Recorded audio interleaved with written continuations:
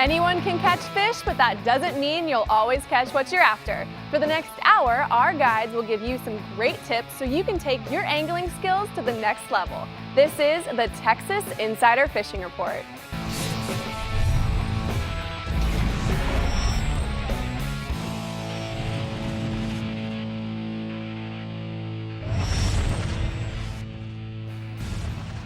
Hello everyone and welcome back for another week on the Texas Insider Fishing Report. Before we go any further, I want to introduce my sidekick for today, Captain Tommy Derringer, who's filling in for Rick this week. Tommy, are you ready to take on the Lone Star State today? I'm ready. You know what? I've been to Galveston, Caleb's region before, caught some big redfish. I'm excited to hear what he has to say about it. I heard they're going off right now. He's always got something to say about those reds. Well, before we get into it, let's say hi to Dave Farrell at the CCA Workbench. Dave, what you got for us today? Well, tonight we're going to talk about blue marlin fishing because, you know, the summer's heating up and blue marlin are showing up offshore. So nice. That sounds very exciting. All right. What do you say we get to, Tommy? Let's do it. Let's do it. Starting us off tonight is Captain Chad Kinney in the Lower Coast region. So, Chad, if you're ready, let's hear what's biting down there.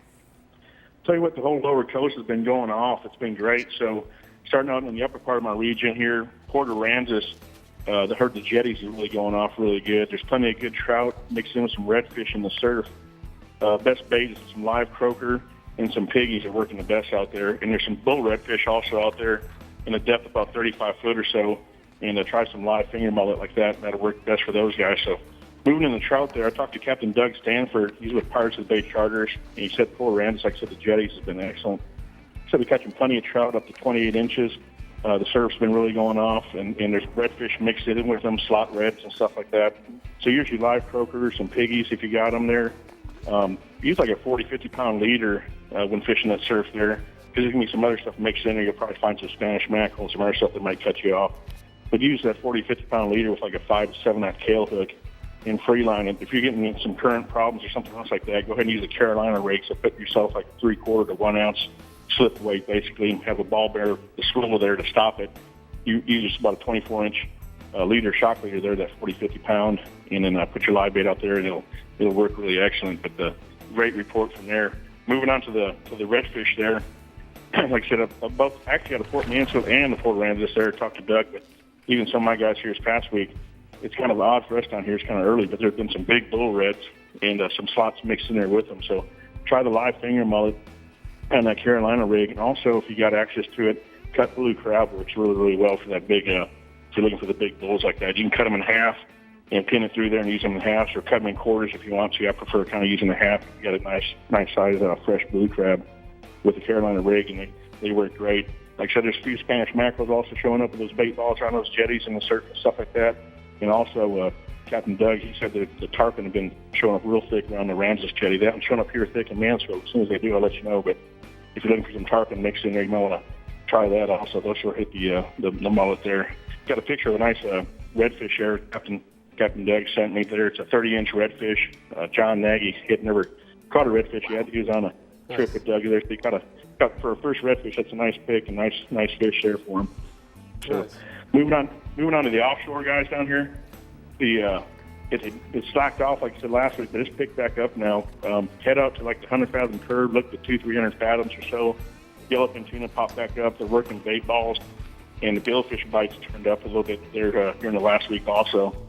And remember, federal snapper season, continues to be excellent. Just a reminder, I've got people coming by the store, and you're only open on Friday, Saturday, Sunday, guys, where you can fish. So Monday, Tuesday, Wednesday, Thursday, snapper season is closed until September 4th, and then it'll reopen in state water. So but the snapper season's phenomenal on the federal water stuff. So head up to that 100,000 curve, like I said, and head up to about 200, 300 casts there. It won't take very long. It starts dropping off quick off the shelf here. So some good yellowfin been showing up, working on those bait balls. Look for your bait balls and your sounders. If you're not seeing the bait on top, if you look down, you see them at 100,000, 200,000.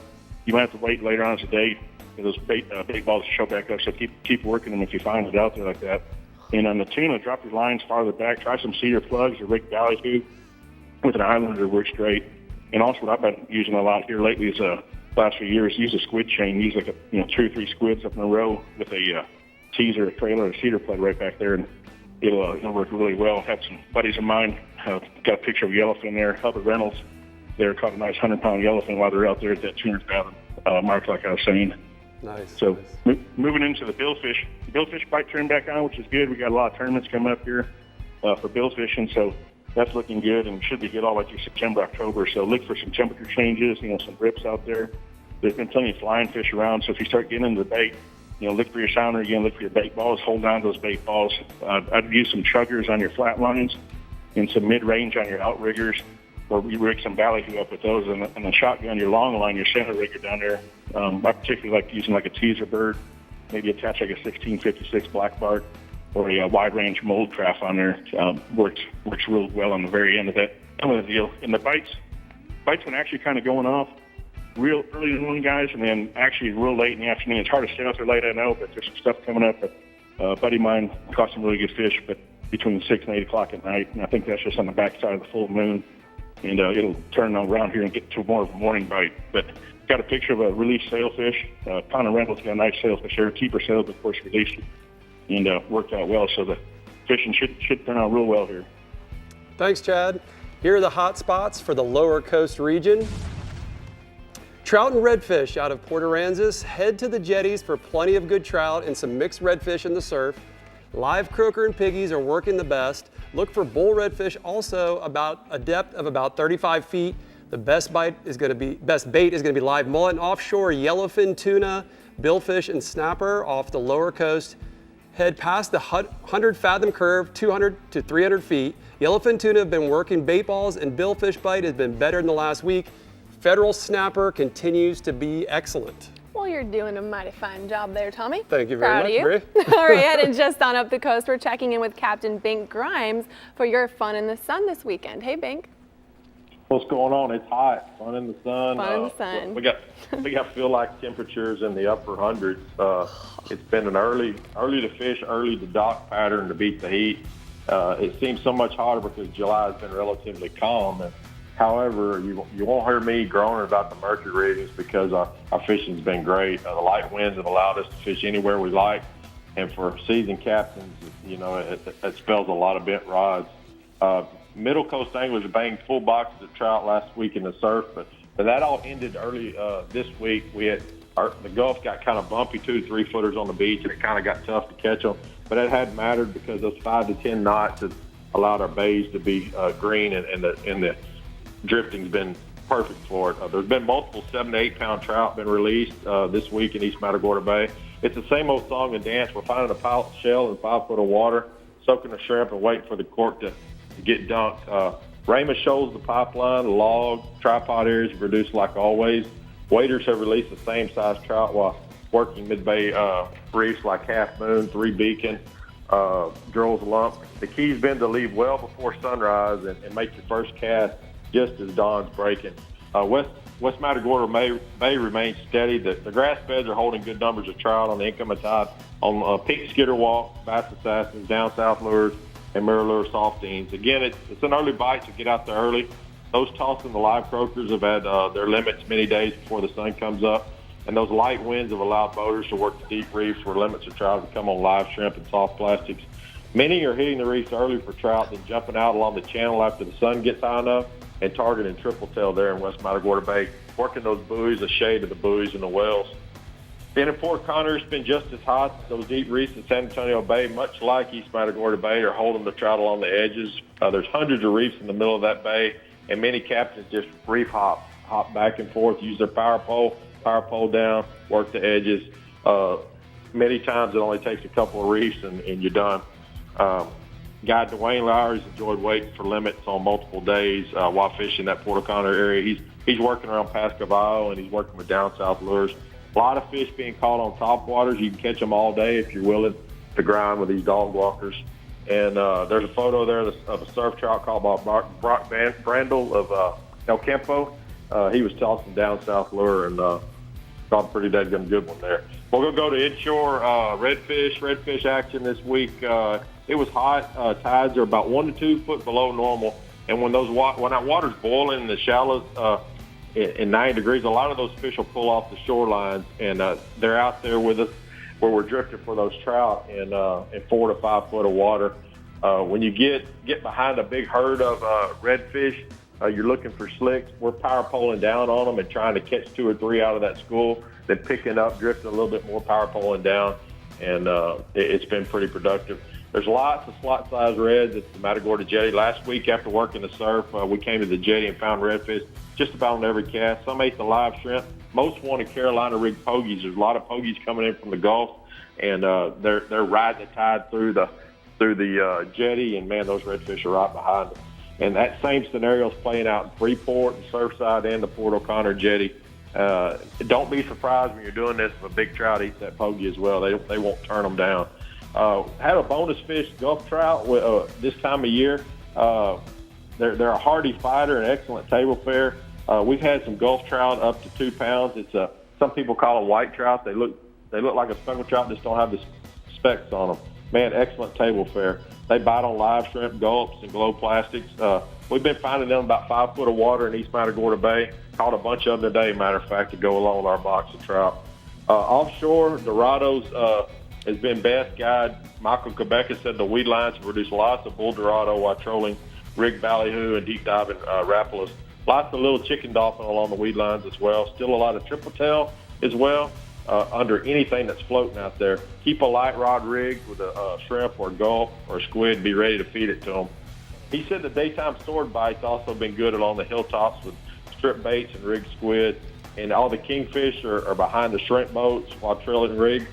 Our Gulf season open, a lot of big 6 to 8 count shrimp being brought in right now. Good time to eat shrimp, and when they're culling, those kingfish are getting right behind those boats. Man, you just troll something right behind them and get hooked up. Red snapper action, what can you say? It's still as good as it gets. I hate to use the term, but it's kind of boring because if you get out there, you're gonna catch them. And there's a lot of double-digit ones been the norm, and right now, a lot of the captains, they're not really getting excited about red snapper until they find a big pile of 20-plus pounders of them. So that's a pretty good deal. Photo there is a very nice bull dolphin caught on Captain Quebec's boat on a recent trip out of Matagorda. So our winds are 5 to 10 right now, and fishing just it's a broken record. It's good. Cool, Big. That's a cool picture and an awesome report, man. Thank you very much. Here are the hot spots for the Middle Coast region. Reefs in San Antonio Bay are good for trout along the edges while power pulling down with live shrimp and croakers. Sand and grass flats around the Pass Cavallo are good for waders tossing down south lures for trout. Offshore Dorado is good along the weed lines while trolling deep diving Rappalas. Boring. Snapper fishing's boring. It's Big. so good. What are you gonna say? It's so good it's boring. Well, I guess that's a good thing. We're off to a great start with some awesome coastline reports, and coming up, we're headed to the Upper Fresh region and then saying hi to Dave for rigs and techniques at the CCA workbench. Dave, Yep. what we talking about? Blue Any marlins. boring things over there? No, nothing Nothing blue boring. Nothing boring about a blue marlin. All right, we'll be right back, guys. Blah, blah, The blah. Texas Insider Fishing Report is brought to you by Yamaha. Reliability starts here. The American Fishing Tackle Company. Precision tackle and performance clothing since 1958. Guy Harvey, marine wildlife artist and conservationist. Navionics. We start where the road ends. CCA Texas, a leader in marine conservation. And Okuma, inspired fishing. Meet the water's lightest 25 horsepower four-stroke, the all-new Yamaha F25, the new standard and 25 horsepower portable four-strokes. At just 126 pounds, it's got the best power-to-weight ratio of any 25 horsepower four-stroke on the water. With performance that bests the previous Yamaha F25 and features like Yamaha's VTS for precise trolling speeds, batteryless EFI, built-in resting pads, and carry handles, it's the perfect portable power for small boats. Remember the glory days of gasoline? It's just not made the same anymore. Kick your gas into gear with StarTron.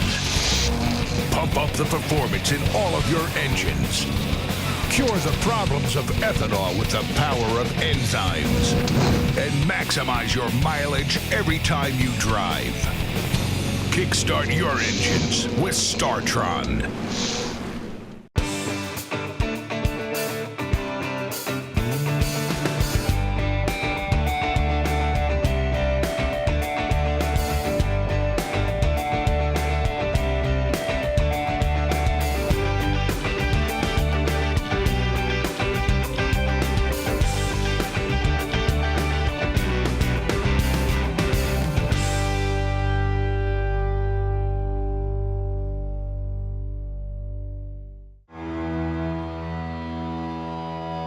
Inside you, there's an outside you. A you that takes the road less traveled than the road less traveled, and finds the comforts of home extremely uncomfortable.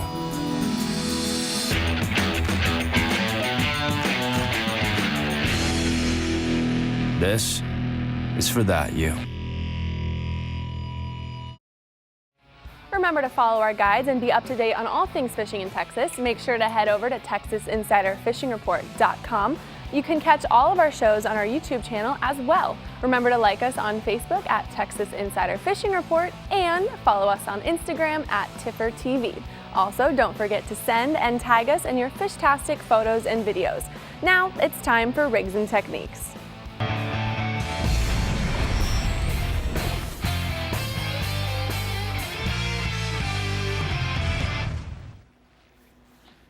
What's up, Dave? What are we talking about, man? We're talking about blue marlins because we're going offshore. You know, the winds have died and the fellas are getting off there. So we're going to talk a little bit about blue marlins. And in Texas, the bad thing about fishing for blue marlins is you got a long way to go.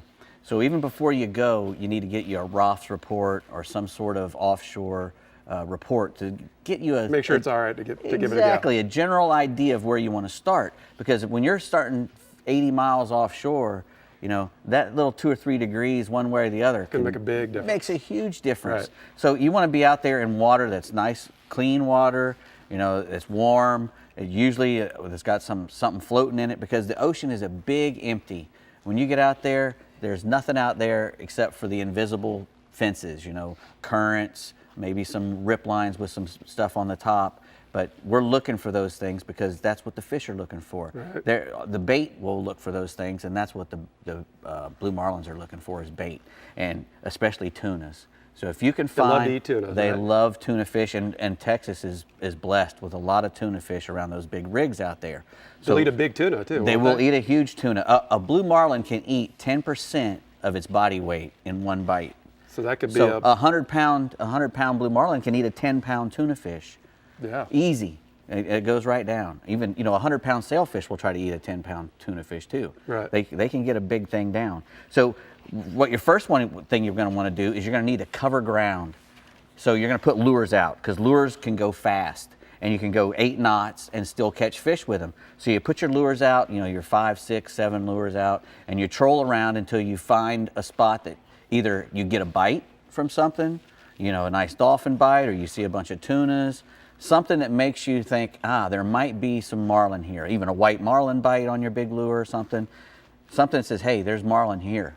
So when you get that feeling, you reel all those lures in and you put out dead baits because love the dead baits. They love a dead bait. You get a much higher hookup percentage because you're not going as fast, and the fish eats the bait instead of. How fast are you going with the dead baits? Well, the dead bait you're going to go about between 4 and 6 knots, depending on a little bit slower. Yeah, a little slower, depending on the type of bait you have. And you know, if you're using big mackerels or ballyhoos, you know, you can if you take good care of them, you can go fairly fast with them sometimes.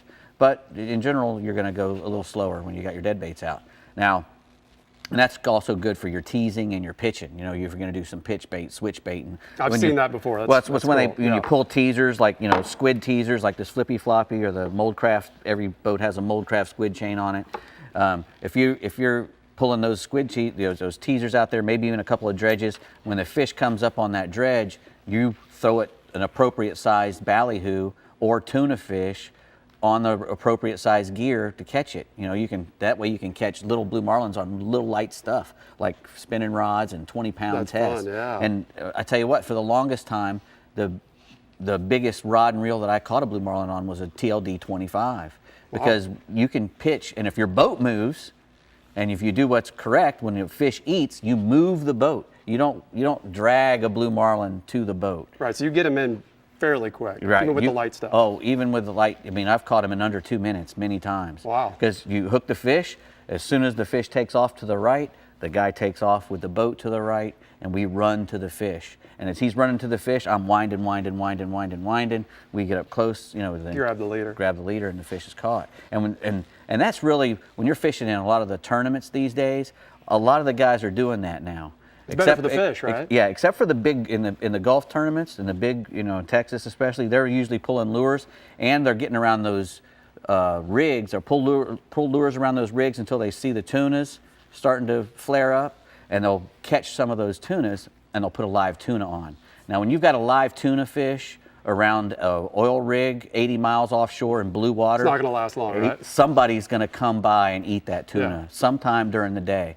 So especially if you've got a whole lot of them on the top, then that's what you want to be using. You said this was the most popular. This is the one to this is go the to, Moldcraft. right? This is the Moldcraft wide range. It's a truncated cone. It's impossible to pull this in a bad way. In the worst weather, you can pull it at 4 knots to 16 knots. It stays in the water. It goes straight. And that's what we want your lures to do, is go straight so that the fish can pile on them easy. We don't want them to have to be out there trying to catch them. Make it as easy as possible. That's right. Make it easy for them. And then you'll catch a blue marlin. Thanks, Dave. If you're fishing off I can Texas, catch a blue marlin? anybody can catch one. Well, if I can do it, then That's right. Bree, Anybody. can you do it? I could, and I want to. Blue marlin is still on my bucket list. Dave, what do you know about blue marlin fishing? Oh, I don't know. Rick Carter from the Upper Fresh region is on the line and has your bass report for Lake Fork and Athens ready to go. Let's hear it, Rick. Hey, Bree, I'm going to hit a few lakes here tonight. We're going to go to Lake Athens. Fish are schooling on the main lake and around the dam area. Big time on Lake Athens. It's not a real big lake. I mean, it's probably 15,000 acres, so it's easy to find them. The Skitterwalk, Topwater, the Cordell 3/4 spoon, and the Lake Fork Trophy Flutter spoons are catching them down there. You can pull up and see the big schools. I mean, we went last week, my brother and I caught a bunch of fish out there, had a blast. The sharp drop-offs around 5 to 7 foot later in the day were good areas to try. Texas rigs and 6-inch Bass Assassin worm and pumpkin seed chartreuse was also working on Athens. Moving on to Lake Fork, the fish at Fork are getting around the cover of all the bridges on the lake. The shady areas where you want to fish, right on the shade line where the sun and the shade meet. You can crank it, use a floating weightless bait. They're under their schooling and some really big fish, up to 9 pounds this week. Some of the young boys are throwing Alabama rigs with our camp bass.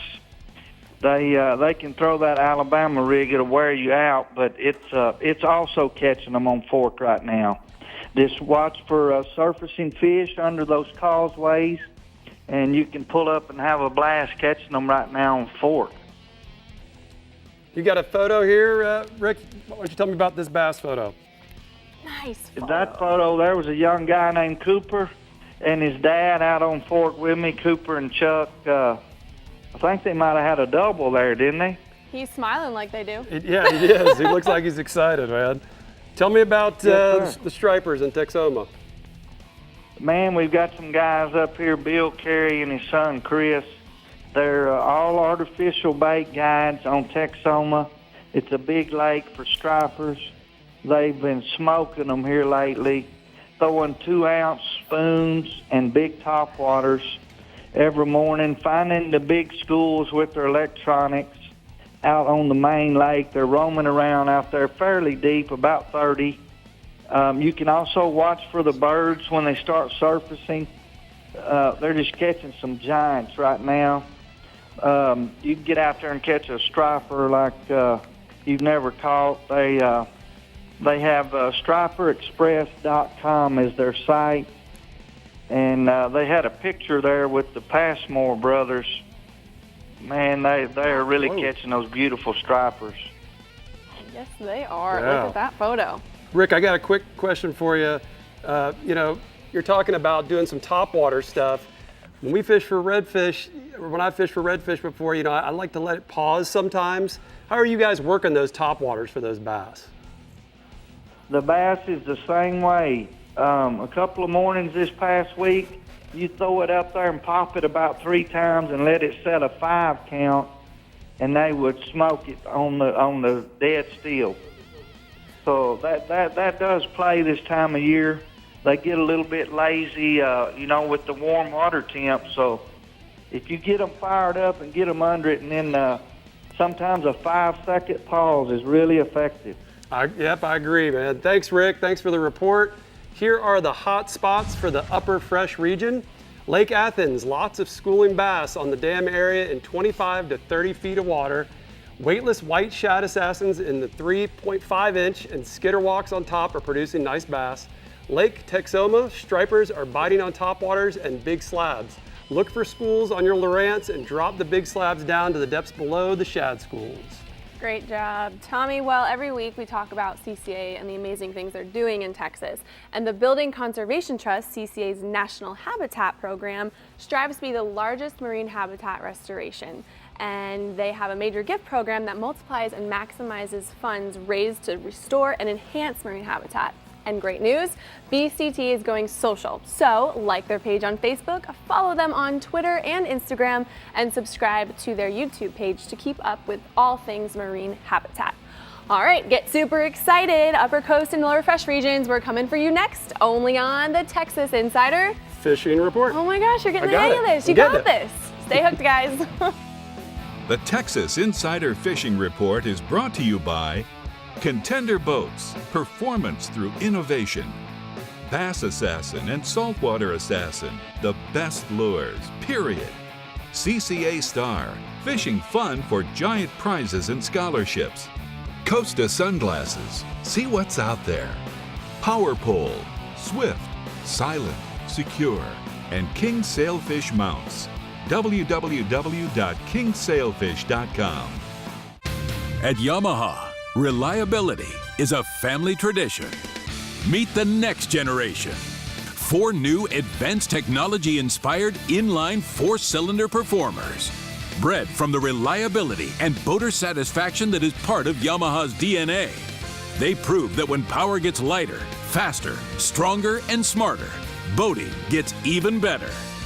And more satisfying for boaters like you.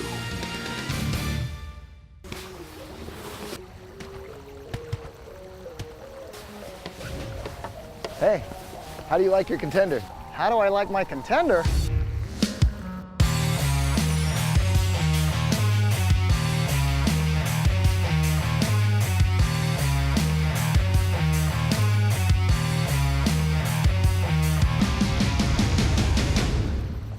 What's not to like? Dude, I just saw a Contender, and man, I gotta get me one. As close as you're gonna get to a sure thing for catching billfish is Guatemala. They're here, man. This has been a 20-year run, buddy. These things haven't left, there's no cycle. When it comes to sail fishing, this is the real deal.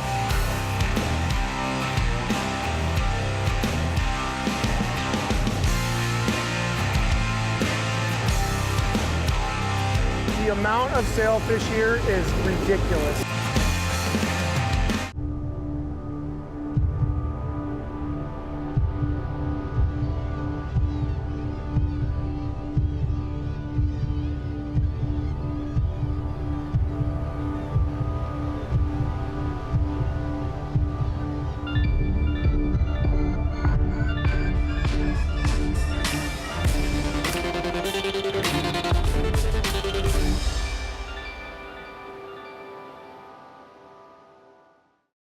So hey guys, I tell you, over my career I've seen a lot of really cool things like the power pole, remote control trolling motors, but one of the coolest things that I've seen recently is the greatest grilling, portable grilling product that I've ever seen. It's called the Fire Disc. Now the Fire Disc, if you guys ever cooked on an iron skillet, this is essentially what the Fire Disc really is.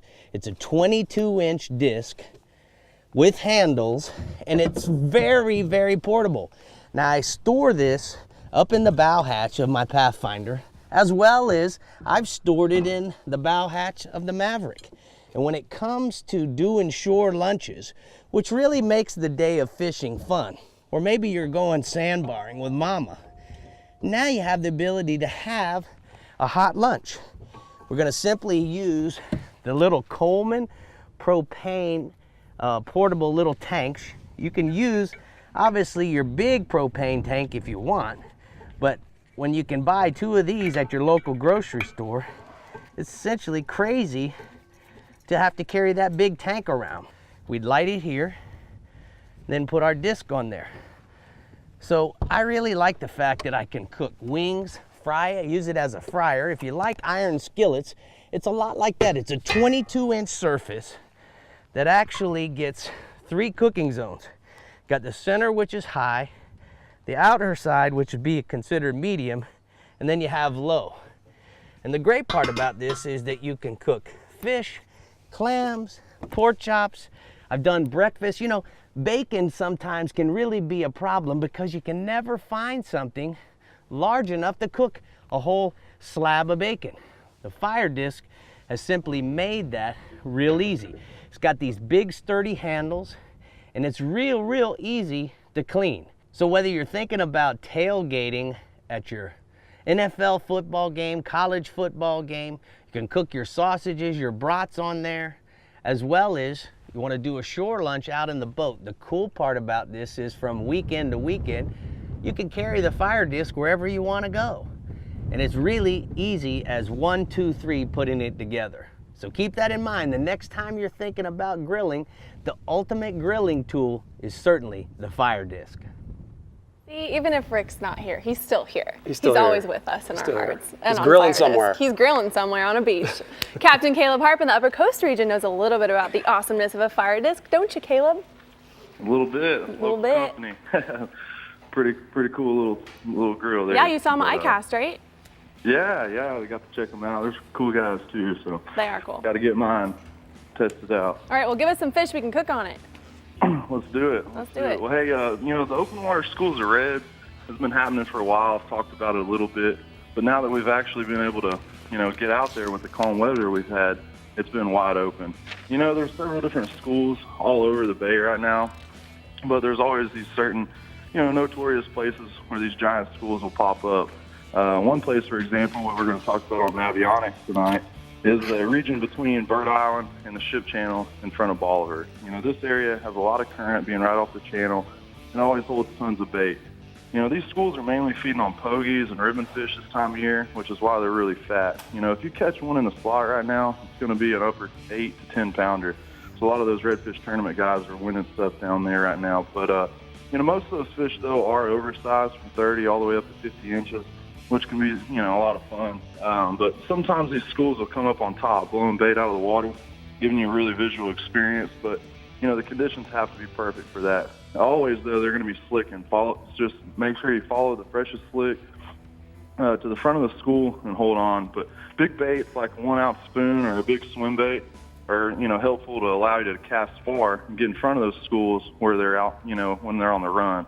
But if they come up on top, though, it's always fun to tie topwater on and watch the show.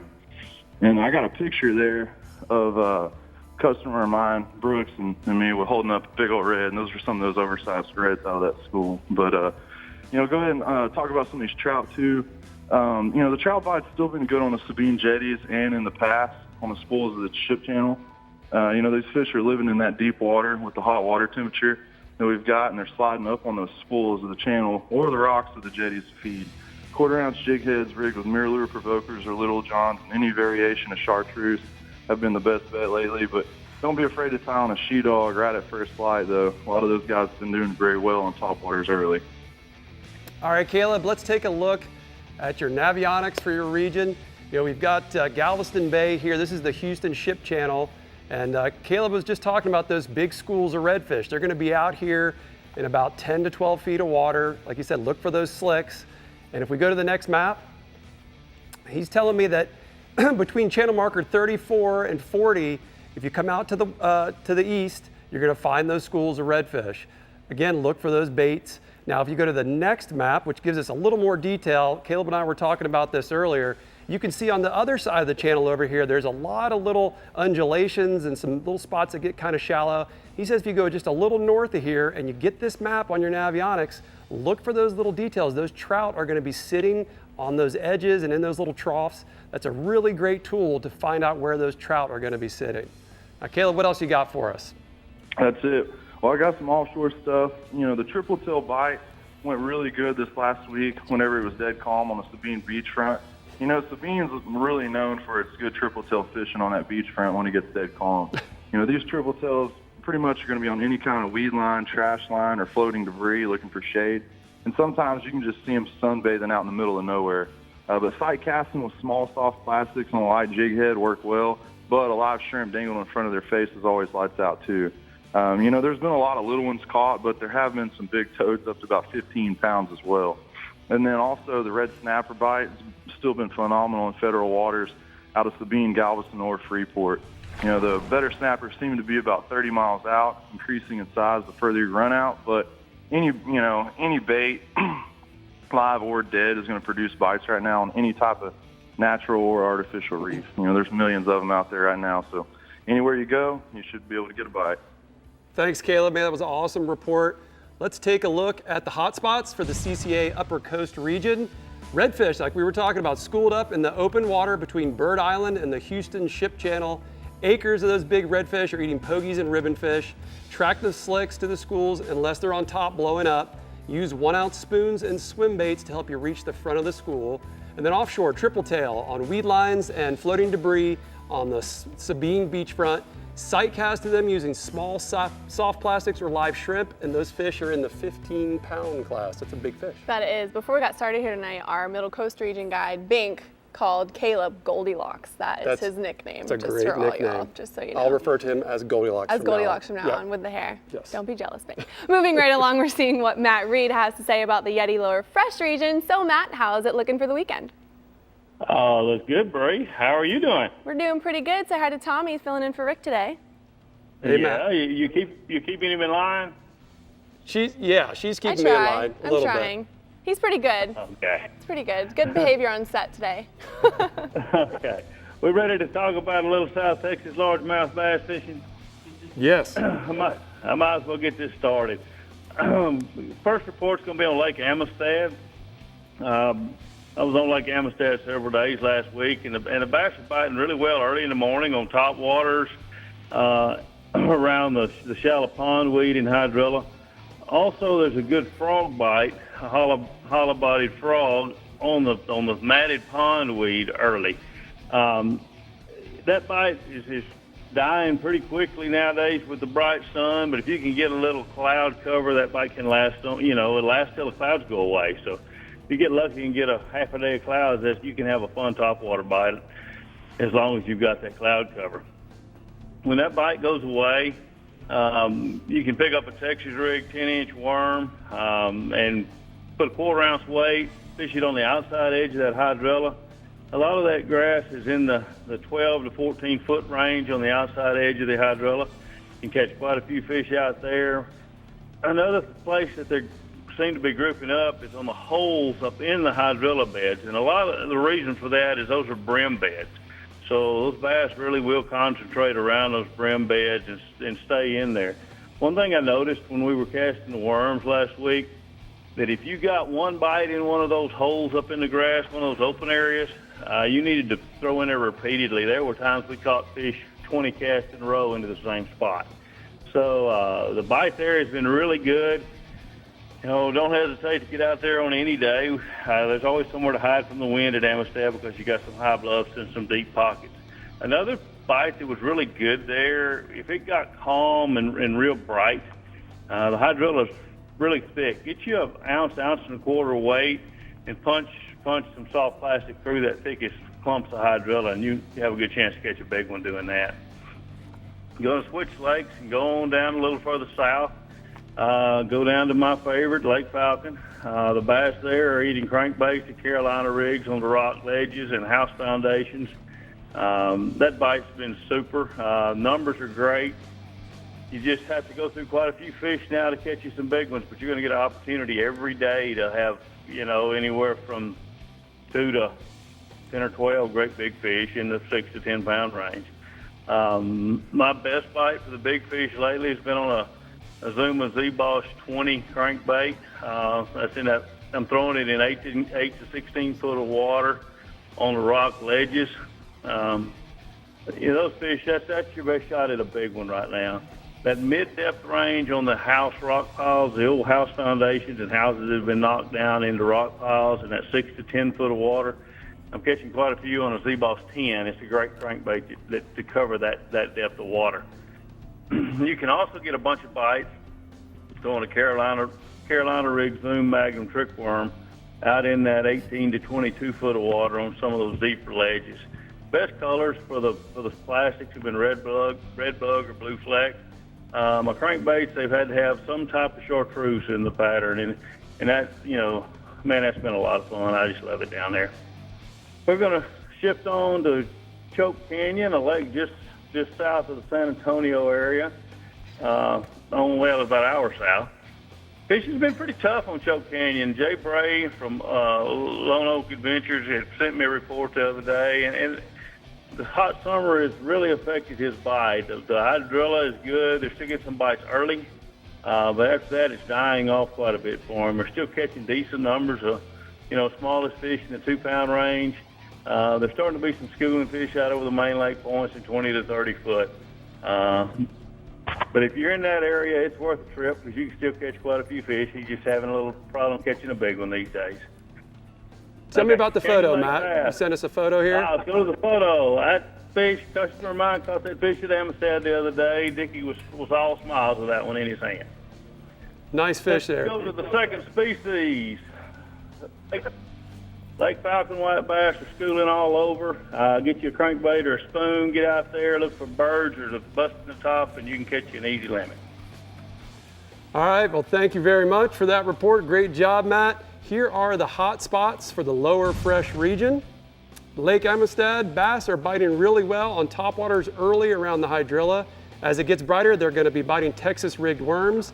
And then on Lake Falcon, white bass are still schooling and eating crankbaits and spoons. All right, well, we're just about to hand over the rods, but before we set y'all loose, we're headed to the Middle Fresh region and also seeing what kind of new products Dave has for us at the CCA Workbench. Dave, we going shopping? Well, yeah, and we got marlin lures, brand new ones. Got me a marlin. From Boss. I know, that was Tommy's line. I stole his line. We'll be back with more lines, guys. Just a sec. Got me a marlin. The Texas Insider Fishing Report is brought to you by Maverick Boat Group, makers of premium boat brands Maverick, Hughes, and Pathfinder. Rapala, catch the latest at Rapala.com. Yeti, built for the wild. Building Conservation Trust, CCA's National Habitat Program. StarTron, cures and prevents ethanol fuel problems. And Casa Vieja Lodge, 5-star angling in beautiful Guatemala. The ultimate predator has evolved again. Now, Yamaha VMAX SHO Performance is prowling the waters in 4 hungry, exciting new models. With their 4 valves per cylinder and double overhead cam fuel-injected design, these advanced 4-stroke predators are taking performance to a whole new level. Vicious, lean, efficient. VMAX SHO. The pack is growing.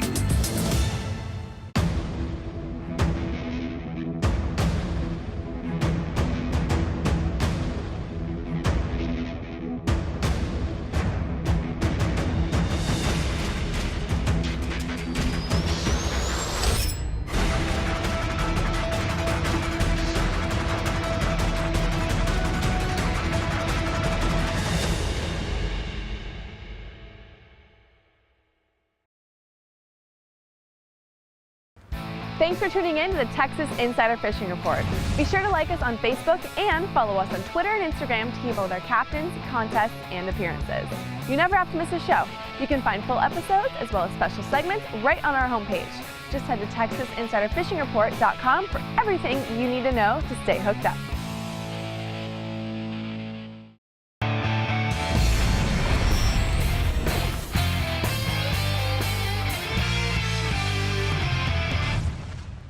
The last time we talked about power pole remote controllers, we talked about the key fob standard remote, we talked about the advanced dash switch, and the standard foot switches. Now, taking a closer look at the advanced dash switch, you need to know that it doesn't need to be mounted. It can be carried and it works anywhere on your boat. Now, the up and down button functions just like the key fob and the foot switch. Also, the speed control allows how fast the power pole anchors and deploys and retracts. The anchor selection allows control of individual power pole anchors when running duels. Speed controls and anchor selections come in very handy when using drift paddles. So the next time we get together, we're going to talk about drift paddles with your power pole and how they are the perfect deep water tool.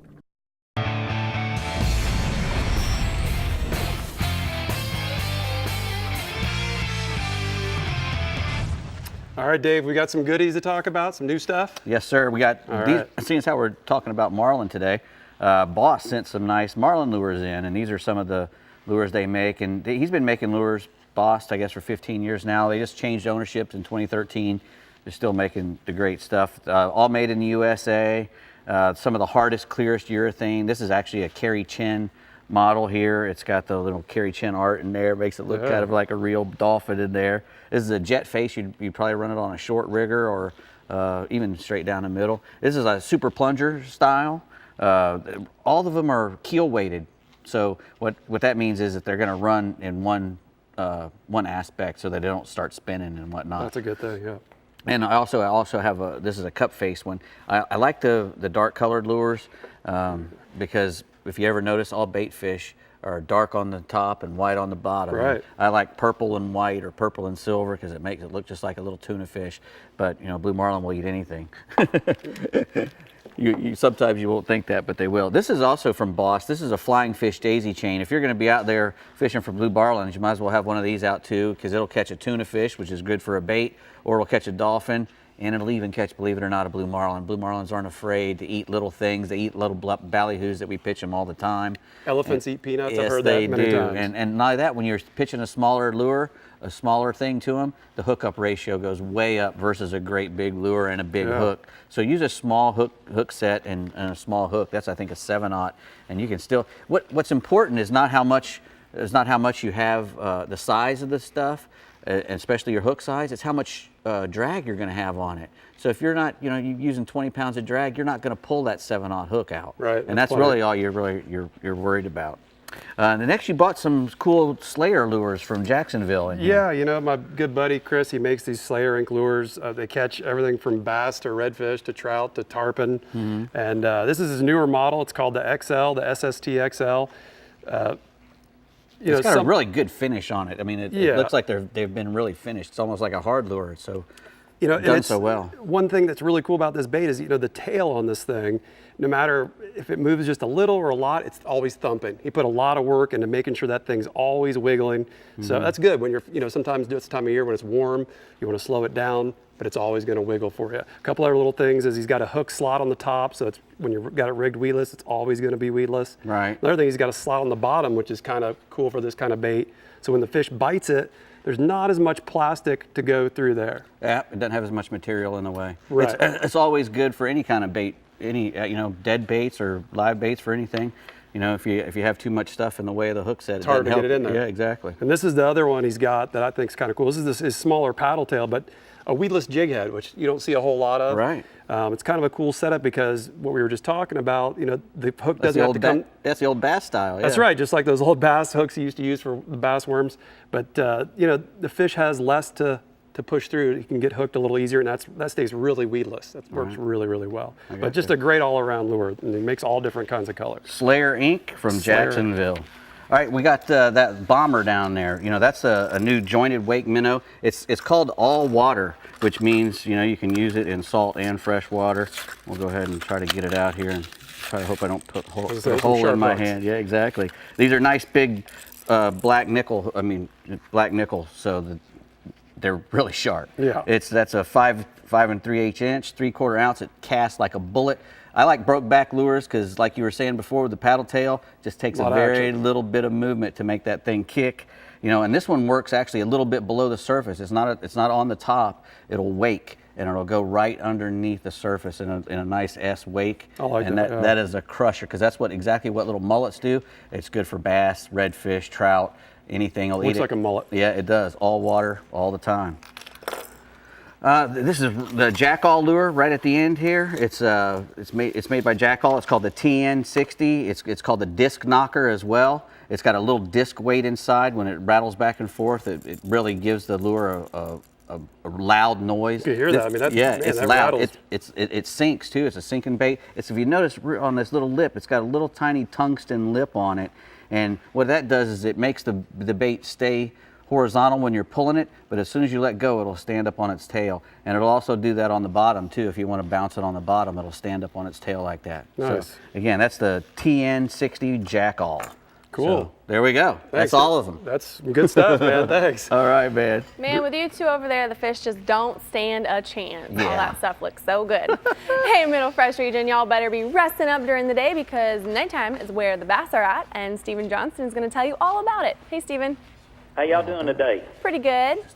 All right, here we are. We're in the dog days of summer up here in my region. You know, we've got temps in the, in the high 90s and the low hundreds, and even at daylight, it's in the low 80s. So the best thing to do is sleep in during the day and get out there at night. And this is kind of goes over my whole region, from one side of the state to the other.